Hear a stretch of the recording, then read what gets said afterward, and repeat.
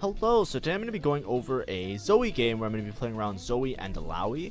This is one of the more recent games, so I'm starting to get a little bit more knowledgeable about the patch and some of the limits of like the good units versus bad units and stuff like that. This is going to be generally in the same field house of like AP Flex. AP Flex just means that you're going to try and play towards AP units, so those are like backline caster units, make tier items and rod items, so something like a Shojin, Nashor's, Archangel, Shojin, Nashor's, JG, something like that, and then based on what you hit on your level 8 roll down, you basically play whichever one you hit and structure your board around that.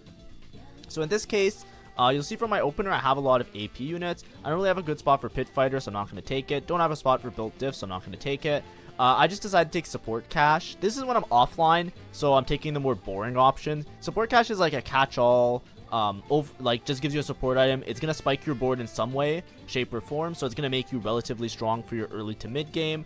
Here you'll see that I'm going to probably lean towards taking Needlessly Big Gem. I'm not exactly sure how good Needlessly Big Gem is, but we'll check it right now just to see if it was a good choice. But conceptually, what I was thinking along the lines is that I should take Needlessly Big Gem here, because a lot of the late game fights, especially in the current patch, like the current state of the game, I don't know if it's the same in your lobbies, but fights last a very long time. It's either going to be rerolls, where the units attack very slow, some of them like Violet.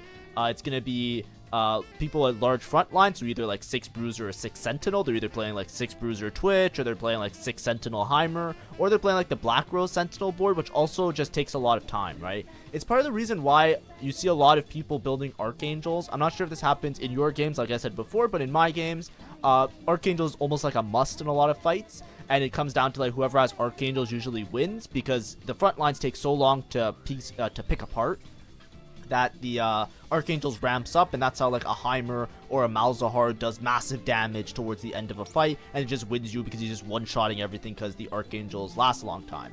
What Needlessly Big Gem does is that over time it slowly increases your damage amp, and then when it pops off, it gives you like a little bit of a bonus. So the idea is that it's more for like stalling, if anything. So as you can see here, I started the game with a tier, so I'm thinking I'm probably going to play around AP, around this tier. We'll see what items I get dropped in a little bit. Nami is a really great item holder. She does a lot of damage. She works really well. And Lux is also really good. Lux can do a lot of damage in your early to mid game. If you look at the general setup that I have, I basically have upgraded front line. I'll try and make Econ when I can. And then I have Nami in the back line and this Lux that I can play around. So as you can see here, I just sell early because sometimes I forget to do Econ, especially if I'm a little bit distracted. But I could have held on to that. I could have held on to the Vladimir. Because if I win this round, I'll get the 1 gold anyways, and then I'll still be at the econ threshold of 10. But basically, I want to make sure that I'm as rich as possible. I'm going to try and continue to win rounds. As you can see, the round lasted at least 15 seconds, so I got the needlessly large gem proc to happen. So I get a bunch of damage amp, and now I'm just steamrolling through this opponent, being very strong. That's kind of the idea behind Needlessly Big Gem. Like I said, we're going to check the actual support item tier list. Kind of like quote-unquote tier list to see how good a lot of these support items are. So this is just tactics.tools. I'm just showing like what the best ones are. Banshee's Veil is basically like anti-stun. Locket is along the same idea, and Moonstone, that you just have like this impenetrable front line. Then if you keep giving shielding, or if you give them a really large front line, they're going to be very strong. Chalice of Power, obviously, because it's AP, and then Needlessly Big Gem is somewhere up there. Some of the other options, I think all of them are situationally good. Basically, a support item is just a very strong item that gives you a team-wide or a many-unit buff, and they're very, very strong. So for a gold augment, it is one of the better gold augments. It's a very generic one that you can just take whenever, and typically it will be good. You can just read them and see, okay, if I have a lot of HP, I'll take Virtue of the Martyr. If I think that I'm going to make a stall-heavy comp, Needlessly Big Gem is good. If I have something that, like, you know, I'm playing mostly AP backline, Chalice of Power might be good, etc. There's a lot of options there. But anyways, let's go back to the game. Something I'll point out a little bit. When we go through the game, just keep your eyes peeled for other people that are playing AP and Sentinel lines. I will bring it up as a point later in the video, but I think there are two separate people that have Shield Bash. Or I think that's what it's called. It's the one where it gives you the like Sentinels do extra damage based on their armor and MR. So typically you're playing 6 Sentinel Heimer, 6 Sentinel ZOE, or 6 Sentinel something around those. There's two people with the Sentinel augment. So I know that they're going to be forcing towards Sentinel. Here I'm playing very generic, right? I just took support item. When you're playing around flex, what's really important is not to get baited by very specific options that still work with what you're playing, right? So I'm playing around AP. I'm not going to take something that gives me, like, you know, Academy emblem, for example. It's not going to be that grateful. You can see there, that's the guy with the shield bash. He has like the little Sentinel icon on the gold augment. You always have to be careful that you still stay within the realm of keeping your options open. Now, of course, like, the more direction you have, and if you dedicate yourself, like this game, I'm not saying off rip, I'm just going to dedicate myself and say this is a Heimer game, right? Right now, I can play anything. I can play Silco, I can play Heimer, I can play ZOE. I don't know exactly which one, but the two options that I'm considering more highly is ZOE or Heimer, right? The reason I'm considering those ones because I already have like a Sentinel frontline, right?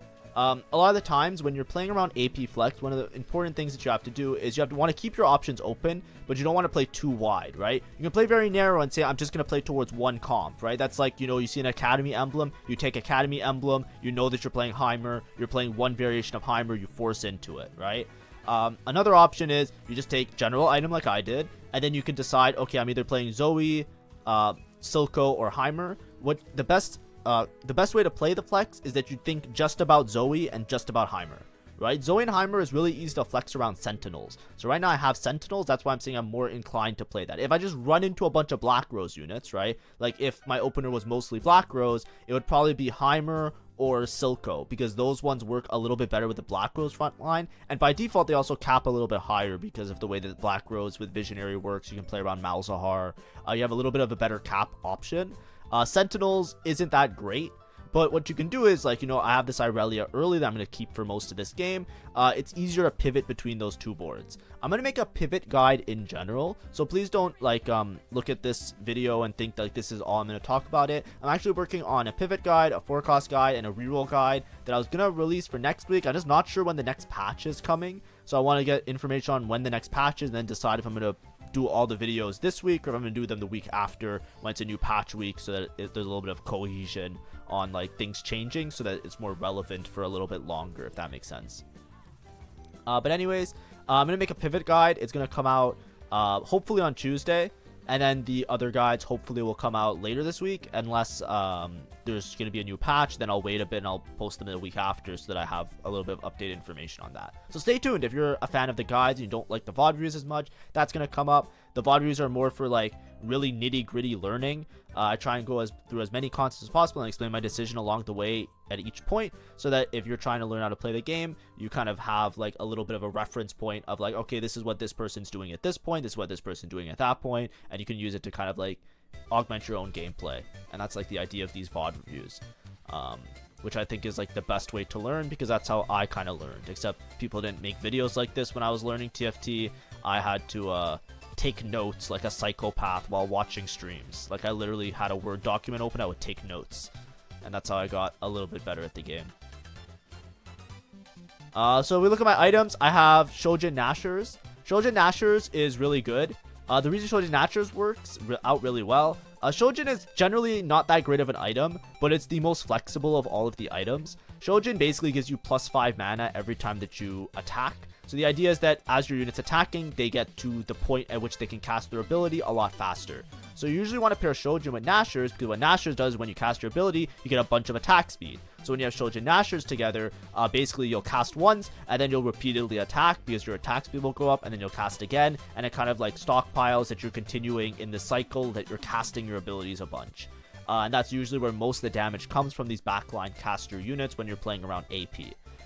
The last item could be anything. In today's meta, a lot of times people are making Archangels for the reasons I was talking about before, but there's other options as well that you can just put other damage items as your last item. But here, I'm pretty happy with Shojin Nashers. Like I said, Shojin, like, you'll see, like, even if you look at the stats, a lot of times Shojin will always be pretty bad. It just gives very middling, like, it has a good effect, but it doesn't give a lot of good stats. So a lot of times, like, these really capped boards that will perform better won't have Shojin on units. They'll have other stuff. For example, Heimer, his best item is blue buff, but blue buff is pretty bad on ZOE and Silco. Maybe it's okay on Silco, I don't know that much, but I know it's bad on ZOE, or it's not as good on ZOE. So what ends up happening is if you try and make like more optimized lines, you start playing more narrow. So that's why, as a general rule of thumb, you usually just want to make Shojin. Here I see Shield Bash. Remember I was saying I'm playing around Sentinels? I'm not sure exactly. I'm looking around and there's already 2 other people that are playing around Sentinel Frontline. I don't think Shield Bash is going to give me that much value. I already have a copy of Loris, so it's not going to upgrade me to Loris 2. So what I decide to do is I decide to take Blazing Soul here as an excuse me, as an investment for the future. Blazing Soul just gives a bunch of attack speed. Or like we'll read it just so you guys can see it. Highest attack speed unit gains 20 AP and 20 attack speed, and then it repeats. So the 20 AP is really nice, 20 attack speed is really nice. The highest attack speed unit is probably going to be the backline unit that's holding the Nashers, because Nasher is a bow item, so it's going to give attack speed. And then if I have multiple units, like frontline units or backline units, the AP lines, a lot of them make great use of ability power. So I'm just going to keep my whole board, as the fight goes on, is going to get AP and attack speed, which is really, really helpful. So I basically 6-streaked up until now. I could try and protect this streak. I'm level 650 gold though. I do want to prepare myself to have a nice roll down coming up on stage 4. Like you usually try and level when your econ kind of matches, or sorry, when your EXP matches exactly the interval. So as you can see, I'm level 6 and it says 0 out of 36. That's because on 3-2 it's a perfect interval to buy EXP, because when you buy EXP you always have to buy EXP in groups of 4. So if you buy it in groups of 4, there's certain rounds where it will not spill over as extra EXP, and that's really important that you don't do that, because then you're either wasting econ a lot of the times, where you could be making a different econ threshold, or you're wasting what could be rolls. Like imagine if you're stuck on level 8, if you don't level at the right interval, you might waste some of that gold as like useless EXP that you pumped. Either way, over here I hit an Alawi, which is really, really high roll. So now I'm definitely going to be playing around Sentinels, and I'm definitely locking into either Sentinel Heimer or Alawi with ZOE. The boards are a little bit different, so I will take a moment here just to show you the 2 different boards with Team Builder. So basically, what I'm trying to say is that there's lots of different Heimer boards with lots of different boards. If you look at like top comps and stats, I'm just going to show you in general. You can see that Black Rose is usually the best, then there's the reroll ones, then there's Black Rose with Silco, which is the other one, then there's Sentinel Heimer, and then there's Rebel ZOE. What I'm saying is I'm going to flex between this one, which is Sentinel Heimer, and Rebel Alawi ZOE, which is just vertical Rebel. Basically the idea is that you can just hold on to Sentinel units, because as long as you're just like playing around this, you can make a front line that is 6 Sentinel. Here I'll just put Singed in, but know that you can drop Singed for Rumble. That's typically the play. And then Heimer works out really well, so you can play around Heimer in the back line. And then what's his name, Ezreal. Ezreal also helps out with the Heimer, and the idea is that your front line is so difficult to deal with. Ezreal gives Rebel. You get 3 Academy in. You get an Academy item. Sometimes the Academy item is really good for Heimer, and then you just get like an extra item that you can play around, either frontline or backline item. And then you also get Visionary in the form of this Rel. Now, 6 Sentinel isn't the highest cap. Typically, the highest cap is that you end up playing around Malzahar. Malzahar just does way more damage than Heimerdinger in almost every situation. So a lot of times you're trying to play 4 Visionary with Heimer as your backline with Malzahar. And then once you have a Malzahar 2, you probably have items on the Malzahar instead. That's like the idea that you play here, and eventually you might have to drop out a 6 Sentinel. But for your mid game on level 8, this is what your board looks like a lot. With ZOE, basically with ZOE you can play around the same core, right? You're holding on to Ezreal. Sorry, I deleted Ezreal. I'll just do Rebel now.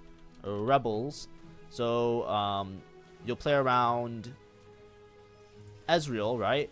You can drop all of these units, and then you can just play Rebels, right? So the idea is that you just fill your board with Rebel units, and you're playing around ZOE as the main carry. You don't need Jinx to hit 7 Rebel, by the way. You can hit it with the other units. Set adds a little bit of extra frontline, and so does Akali. And this is like a 7 Rebel setup. I'll just remove the Jinx for now, because Jinx is going to take a while for it to come into your board. And then you can decide what you want to play. A lot of times what I like to do is if I find an Elise, I'll just play an Elise. She can work as a frontline unit or a backline unit, and then you have Bruiser and Sentinel. Sork isn't that important, but basically you're playing around ZOE. So the idea is that in both those boards, there's a couple common key units, which is Irelia, Alawi, and Ezreal. So I'm flexing between the 2 options because I already have an Alawi. So now I don't really care what my backline unit is. When I roll down, if I hit Heimer, I'll pivot to the Heimer board and I'll just play Sentinels. If I hit Zoe, I'll sell the Sentinels and I'll play Akali and Set, and I'll play this board instead. So it makes it so that on your bench you can hold both sides of the board.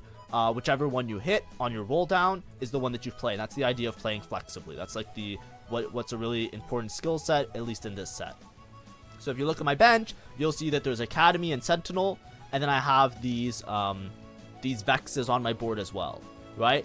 You can see that I'm holding both sides. I'm also holding the Nami, because Nami just is a good +1 unit if I have the extra space for it. If I don't hit to 7 Rebel, I'll just play something else like that. And Nami 2 upgrade will maybe win me a couple rounds. This guy has Visionary +1, so he's Visionary and Black Rose, so he's definitely playing Heimer Black Rose. He's kind of locked in on that side.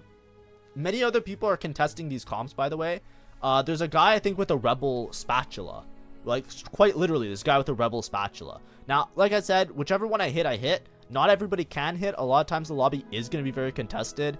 The only thing that I'm not super open for is Silco, because Silco's a little bit hard to fit into these boards. So I might hold on to Silcos and I might not. But as you can see, I'm basically holding Sentinels and Rebel units on my bench. I'm leaving a couple bench spots open for, you know, obviously like when I have to roll down and hit the units. But that's the idea. You just hold both sides and then you pivot into the board that fits best what you're doing. So here I'm looking for frontline units. I'm going to make Sunfire Cape. I have a Declaw already, and I could probably make a TG for somebody, which is totally fine. Here I'm debating if I make this Nami or not.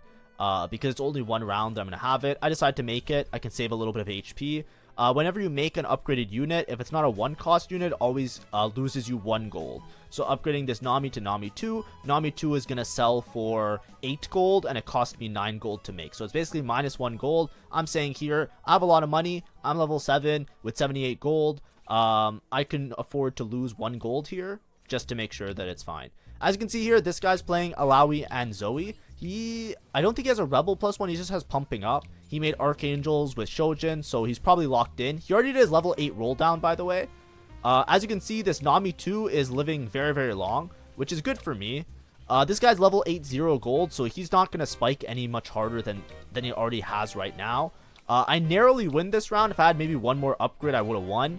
So that Nami 2 upgrade, you can look at it as it's saving me like 3 or 4 HP. Now, I started the game off 100 streaking, and then I lost all of stage 3, and you can see that I'm at 46 HP. I understand that it might look a little bit grim. That's typically what happens, right? I didn't want to invest too much in my mid game, so I decided to just, you know, sack stage 3, and then I'm going to spike really hard now because I have a lot of gold. You can see that there's a Rebel emblem. I was talking about playing Rebel. Rebel emblem is quite good. Don't get me wrong. I don't take it because, like I said before, I might end up playing around Heimer, right? Here I'm just doing my roll down. I'm holding on to 4 costs. I'm trying to decide which ones I want to play. I put in the Zoe just in case. I put in the Set just to get 5 Rebel in. So right now I'm 4 Sentinel, 5 Rebel. This is just in case my roll down, I don't finish it in time. I at least have some sort of a board that I can play around. Jace is a good +1 unit if you don't have 6 Rebel, or 7 Rebel, which I don't. I must have missed an Akali along the way. So I don't have it right away. And as you can see, I'm just going to make my items. Because I'm 46 HP, I don't really care about greeting for Archangels. I'm just going to make a Jewel Gauntlet, and I continue rolling a little bit. And as you can see, I hit Zoe 2. So even though there's a Heimer in my shop, yes, Heimer might be more max cap. You might look at Heimer and think to yourself, yep, this guy's going to be really good. This guy's a separate guy with a Rebel emblem. So there's a guy with a Zoe. There's a guy with an Alawi. There's this guy with a Jinx and a Rebel emblem because he hit the Jinx trait. It's very contested, this line. But you know what I have that those people don't? A Zoe 2. And that's the important part about this game. This guy has Alawis. I have a Zoe 2. Whenever you're rolling on level 8, it is very high roll to hit the Zoe 2. It is what I hit, right? I don't care that there's a Rebel player. I don't care that there's a bunch of Sentinel players. I don't care that there's anything else. It's like, you know, what's the thing? Like eggs in the basket versus like, you know, don't count your chickens or whatever, right? That's the idea of playing flexibly, right? I'm still looking for 1 copy of Akali, which shouldn't be too hard to find. As soon as I find Akali, 7 Rebel is always better than 4 Sentinel. Straight up, it's always better. There's no way it's not. I just want that to be very clear for people. Also, my Garen's not getting value. So I'm just rolling for an Akali. That's the only reason I'm still rolling. 7 Rebel is just a huge spike. It gives you a bunch of attack speed on all your units. It also gives them increased stats. But the main thing is that it gives you a stun. The other stuff like the HP and the attack speed you still already get from 5 Rebel, but the stun is huge. The stun could make a huge difference in a lot of these fights. And as you can see, a lot of the other boards that are playing, because I have ZOE 2, my damage is going to be fine. Because I have Rebels with Sentinel frontline, my frontline is going to be fine. I know I'm not close to hitting Alawi 2, but I'm not worried about hitting Alawi 2 because I'm relatively stable around the ZOE damage that I have. That's basically, like, you know, the roll down couldn't have gone much better. Obviously, like, if I hit Heimer and I can play Heimer instead, it would be a little bit less contested, but I hit ZOE 2. You hit ZOE 2, you play ZOE 2. If I hit Silco 2, I'd probably play Silco 2, right? That's just the way it is. Whichever one you hit more of, you just play that one. And then you just try and make it work. You won't always get a first, right? Maybe you don't get a first all the time, but that's like the idea of playing flexibly. Here I take Chainmail because I'm just thinking to myself I want to make a frontline item. Frontline would probably be fine here. And then we're going to gear up for Anomaly round. I don't want to roll too much because I want to have a little bit of gold to roll on Anomaly round. I'm basically just looking for an Akali. If I find Akali, then I can play 7 Rebel. And 7 Rebel is going to be way stronger. It's just going to be way better for a lot of the time. Also, I didn't talk about my augment. I picked Mana Flow. Mana Flow is really good just to like have your backline units cast. Right now, I don't have that many backline units, so I understand this is not necessarily the best. Here, I finally find an Akali. Shouldn't be too hard to find one on level 8, just rolling a bunch of gold. And I'm just trying to debate who I want to switch out those dudes, and we're good to go, right? Thumbs up all around. I might want to switch out Garen for a Bruiser, but it's fine right now. Garen gives some extra frontline, and that's the only thing that I'm probably lacking because my backline is upgraded. I put Alawi in the backline just because of Mana Flow, so maybe Alawi can get her cast off a little bit more. Her cast drains HP, so she does a little bit of damage, as well as gains a little bit of survivability because of that. Here I'm positioned wrong side. Twitch, I want to be on the same side as Twitch because he's Sniper. So in a lot of these cases, he can do more damage from just like hitting from much further away. I have a lot of damage because I have ZOE 2. I also have this gem, right? As you can see, every single round that this gem procs, it's now coming to fruition how strong it is. Because I have an upgraded backline unit. So long as I can stall my front line long enough, my ZOE is going to start one-shotting units and just kill off everybody. Now, I'm going to pause for just 1 second because I've been talking really fast. I need to catch my breath. Okay. For this Anomaly, there are 2 things that I want, right? If you think about it, the things that are most important for ZOE, the best thing I can hit is Execute, right? Wink, wink, nudge, nudge. But the best thing you can hit is Execute. The Execute with ZOE, especially if you have JG build with the ZOE, holy fuck. That Execute thing is so tilting because you just win the game for free. If I don't get Execute, I want Mana on Death or Mana on Kill because I want this ZOE to cast as many times as possible, and her Mana threshold is a little bit large. She has like an 80 Mana threshold, so on Kill or on Death is pretty good. Basically, most of ZOE's damage is in her ult, and her ult hits multiple units and it zoops back and forth. ZOE is very good at cheesing rounds by killing the backline unit. That's why the Execute is really good, because she'll just hit a backline unit and then it'll just fucking die. And they're fucking dead and the game's over. The last thing that I would want, so my last case scenario, is ability power. Here I have 25 gold. I think I'm going to be stuck on level 8 for a little bit unless I hit a really good anomaly. So I'm okay to roll for different anomalies. This ability power one is too slow. If I take one that gives me a bunch of ability power, it has to be a massive amount of ability power. And then lastly, I'm okay with a frontline item. Now, I don't think I need a frontline anomaly. I don't think I need a frontline anomaly, and I only have a Alawi 1. And I don't know if I'm going to hit a Alawi 2, so I don't want to commit my anomaly to like a 1-star unit that I may or may not end up keeping later in the game. It's hard to say. It's just like it's a little bit difficult. I'm not even Alawi paired, and Alawi is very, very contested in this lobby, so I really want to have an anomaly on the ZOE because the ZOE's already upgraded. So I'd rather just go all in on damage than try and get a frontline anomaly. So with that in mind, let's look at what we hit. Magic training, like I said, it's a little bit too slow. Basically every cast my whole team gains 8 ability power. I don't really care about that. It's only 20 to start. This armor and magic resist, I have sentinels in. It's okay, but I don't want to commit to Alawi because like it's Alawi. This one also is really good for Alawi. I just can't commit to Alawi right now. I get the finisher. I get the execute one. So exactly what I wanted. This is the best in slot. All of a sudden now, you know, as you can see, because we won a couple rounds on stage 4, the lobby, like, you know, was fictitiously strong, right? But remember before I was in the bot 4 HP, all of a sudden I'm in 3rd highest HP. I am insanely strong. Why? Because I hit ZOE 2. Now, obviously, ZOE 2 was a high roll. If I didn't hit ZOE 2, I'd probably play around, like Heimer or something else, right? There's lots of different options. But if you look at this board right now, I'm pretty excited. I'm pretty happy with this. Why? Because I know this ZOE fucks. This ZOE is gonna absolutely decimate everybody in the lobby. It's not even close. If you've never seen this before, I am now playing for first. That is how good this Anomaly is. I am now just playing for first. Watch this. Watch these fights. You'll see so many deaths. You'll see so many deaths. It's gonna look like a war scene. Look at this. Look, Tristana's half HP. Ready? Tristan is dead. Done. The round is over. The round ended before my gem proc. I also have needlessly large gem. I have so much damage now. It's a first. So now I'm just going straight to 9. Right? Obviously, hitting the Anomaly put me in a really good spot. If I didn't hit the Anomaly, I'd probably have to resend it to try and upgrade some of my other frontline units. Either upgrade like some of the Sentinels and maybe have a little bit more Sentinels in there, or upgrade the upgrade the Alawi eventually. There's so many Alawis gone. Everybody's playing around this comp. I have ZOE too that's gonna fuck like everybody up, right? So you know what I'm doing? I'm just gonna sit. I'm just gonna wait till everybody dies.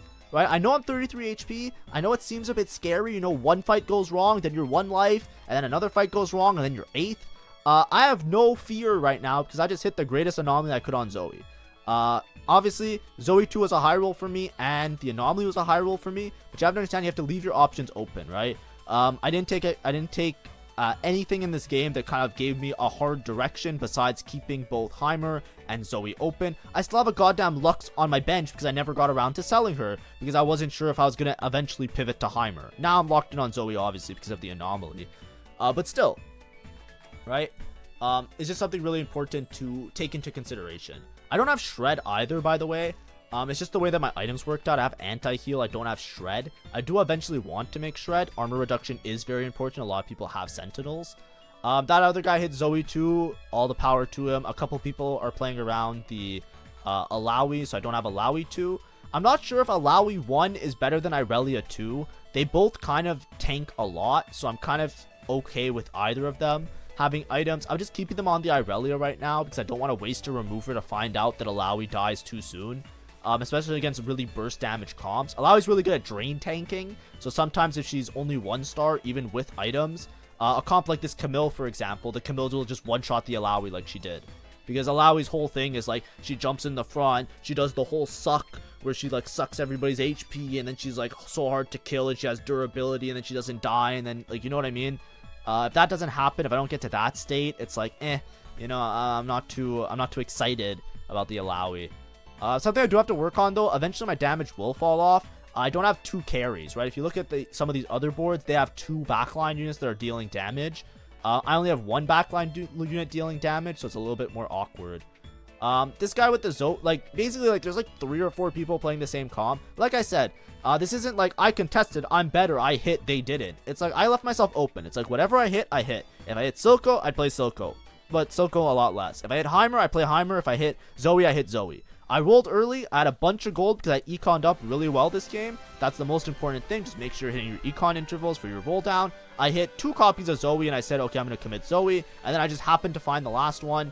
We're okay with that. If I didn't have it, I would have been good ZOE paired until now. I would have been a lot more stressed to pay attention to the other people's boards.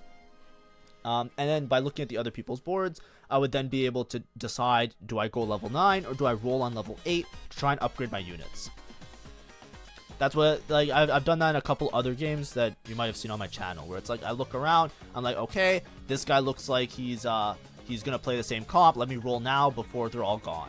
I don't care now, you know, buy Alawis. I'm pretty sure I'm the strongest ZOE player in the lobby, and nobody else is playing around Alawi, so I'm not too concerned. Maybe that other guy with the Jinx is strong, like I barely beat his clone, but it's fine, right? He's primary carry Jinx, so I don't see that working out for him long term because I don't think he's going to make it to level 9 for Jinx 2. But yeah, check this out. Ready? Watch these fights. I'm on same side as the Heimer. Guess what? This Heimer's going to die soon. Execute's going to come in. He's going to lose all his damage.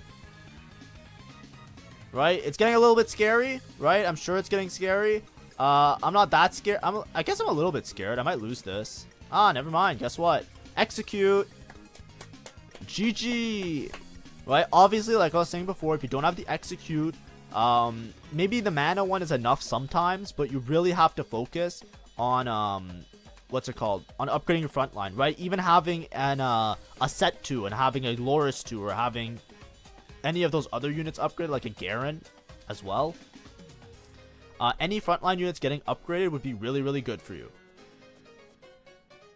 So here, that guy took Shiv. I really wanted Shiv. I just take Titans. There's nothing I can really do. None of those are super great. I could have taken Alawi, technically for Alawi pair, but as an Artillerist emblem, I don't really care about playing around Artillerist that much.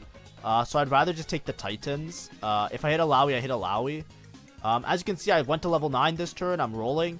I'm just trying to like upgrade my board as much as possible this turn, because I'm playing for placements now.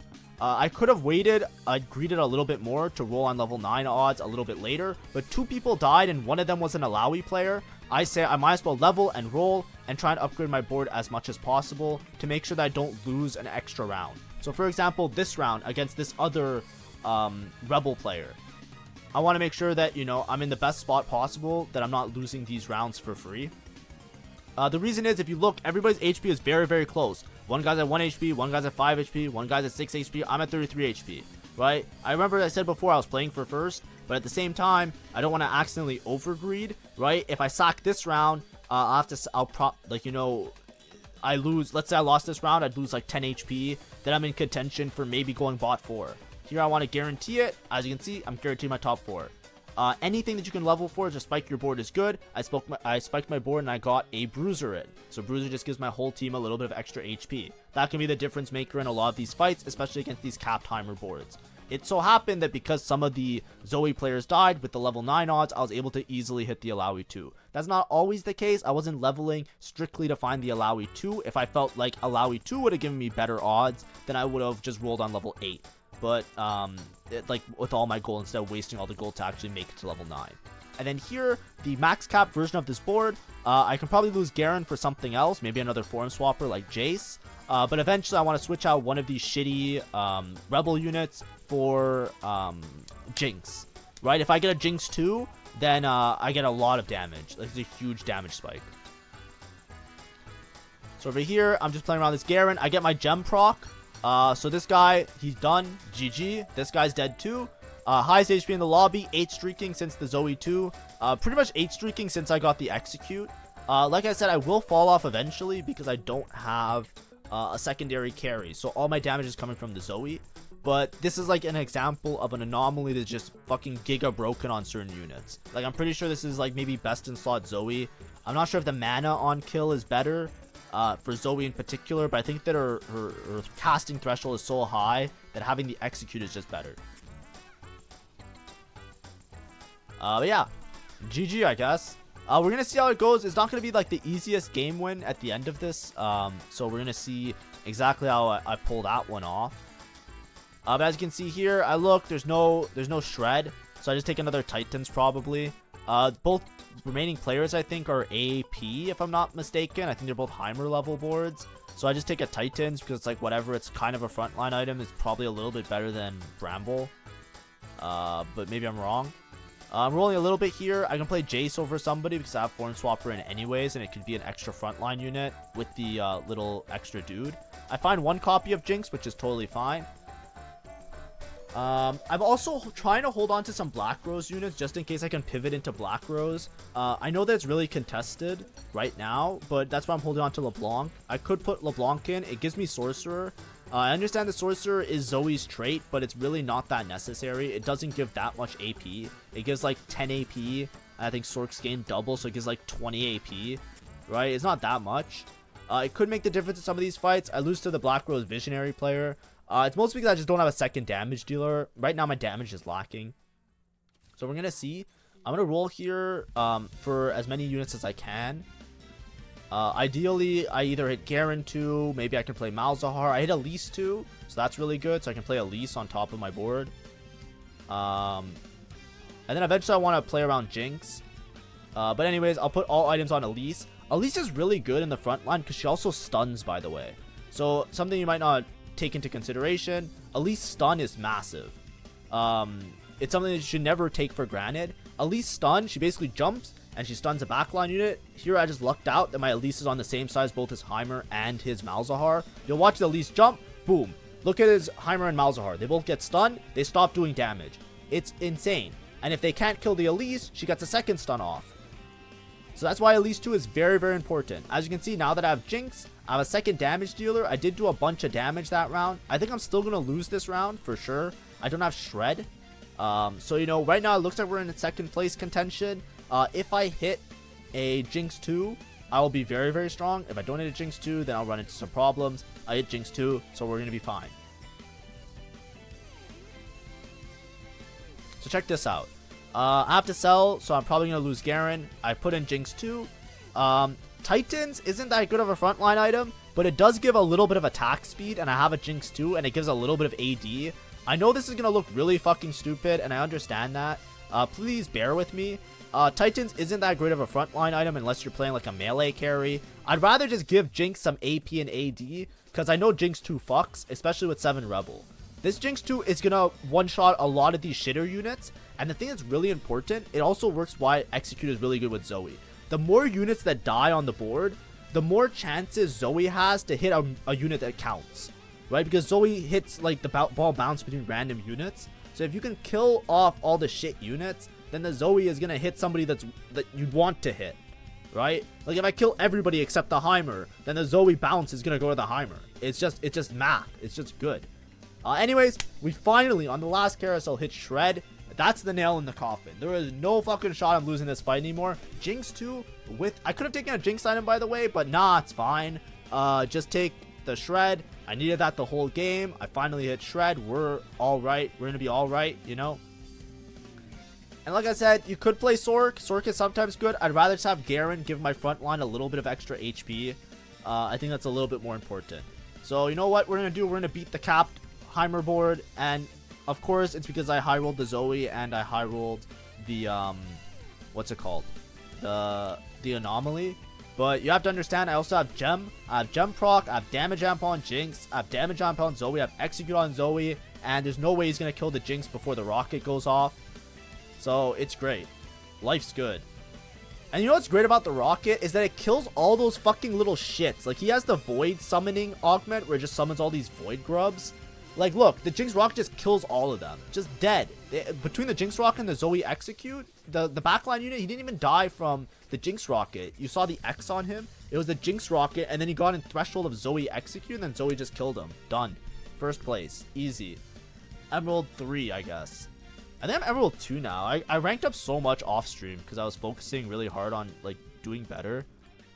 But as you can see, like, there's a lot of aspects of this game where I wasn't forcing myself into a particular line. And I think that's a really important note to, or a really important distinction to have, right? I could have taken the Rebel emblem. I could have taken like the Sentinel Shield Bash. I could have like forced myself into certain lines either way.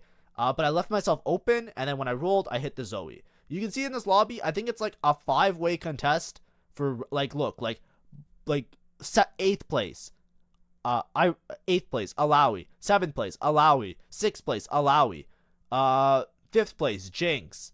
4th place, like you know what I mean? It's like a 5-way Rebel contest. Now I didn't enter the Rebel contest because I thought Rebel was like the best comp. It's like I hit an Alawi early.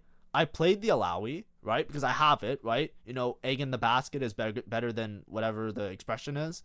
And then when I rolled down, I hit the ZOE. Right, if I didn't hit ZOE, I would have played Heimer. If I didn't hit Heimer, I probably would have played Silco at one point. I don't know why there's not like a dedicated Silco player, but you know, it is what it is. 2 people hit Heimer, and then that's it, right? That's just how you have to run it. Now, of course, there is like the RNG that you don't hit, but if all of these players hit ZOE, then I would just be forced into playing around Silco. That's kind of how it would work, and then I would just have to play Dominators, and I would try and play for placements around Dominators. That's like the important thing.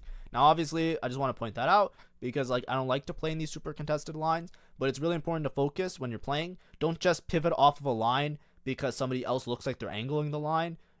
Play what you get, right? If you roll down and you hit ZOE, it doesn't matter if everybody in the lobby wants to play ZOE. It doesn't matter that like 2 people have Shield Bash and like 3 people have like Rebel emblems, right? Who gives a fuck? You hit the ZOE, you play the ZOE, and that's what happened this game, and it worked out. So hopefully that was enjoyable. Hopefully you saw some stuff in there that was like somewhat informative. And yeah, and guide's gonna be out hopefully tomorrow. For flex options, that's gonna be similar to this video, except it's just gonna be way more condensed, and I'm gonna show you like multiple different boards and stuff like that. So look forward to that if you like the guides from my channel. Thank you for watching, and hopefully you have a great day. Also, make sure to like and subscribe. I'm trying to hit 1,000 subs. Bye bye.